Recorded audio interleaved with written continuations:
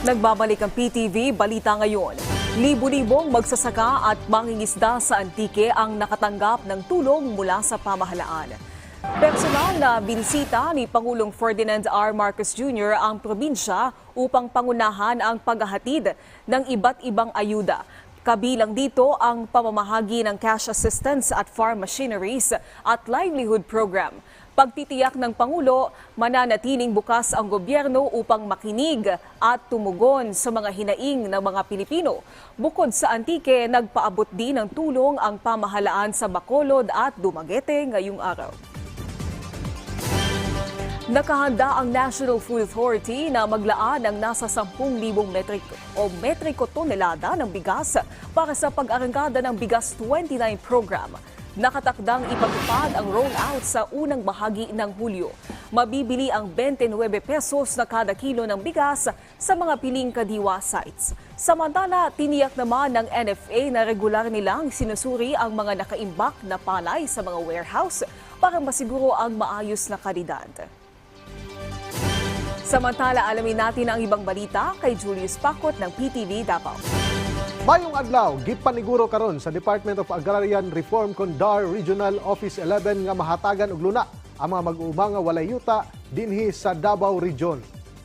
Sumala pa ni DAR 11 Attorney Jason Collado ato sa gihimong kapihan sa Bagong Pilipinas niadtong Hunyo 25, bay-ubay na ka mga Certificate of Land Ownership Award kon CLOA ang ilang ipanghatag dinhi sa Davao Region. Matod pa ni Atty. Collado nga mao kini usab ang mando gikan sa Central Office nga humanon ang pagpangapod-apod sa collective CLOA. Dugang pa sa labaw sa DAR 11 nga dunay mga agrarian reform beneficiaries ang nakadawat niini apan dunay dispute pa ang uban tungod sa mga pwesto sa nakuha nila nga yuta ilam sa collective CLOA. Hinon gipaniguro usab sa mga opisyal nga dunay mga polisiya ang ilang buhatan aron marisulba ang maong issue. Former system of land distribution na kasi dati buo binibigay, ginagawang collective. Ngayon, hinahati-hati na namin para bawat isa na magsasaka may sarili pong CLOA.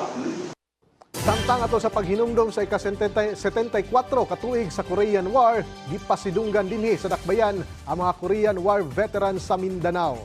Kana pinaagi sa usa ka seremonya nga gihimo sa usa ka hotel sa Barangay Pampanga, Davao City niadtong adlaw nga Martes. Dinhi ilang gila ang gihimong kabayanihan sa 8 ka mga Korean War veteran dinhi sa Mindanao. Din sa mong ihap nag-inusara na lamang ang buhi nga mao si retired Lieutenant Marcelo C. Ortigosa nga tagamlang Cotabato nga nasa 96 anyos na sa kasamtangan. Mitambong usab ang mga miyembro sa pamilya sa mga mipanaw na nga mga veterano. Ang mga aktibidad gipangunahan sa Davao Korean Community Association in the Philippines. Paagi kini sa paghatag og pasalamat sa mga Pilipino nga naglangkob sa United Forces Contingent. Ninasayran nga nasa 1,468 ka mga sundalo ang gipadala sa Philippine Army sa Korean War nga ginatawag og Philippine Expeditionary Forces to Korea.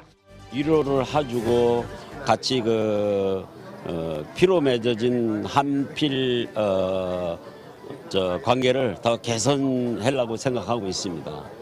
This is very first time event, but he will make a more plan to have a further events like this for the Korean war veterans and their family members. I'm deeply honored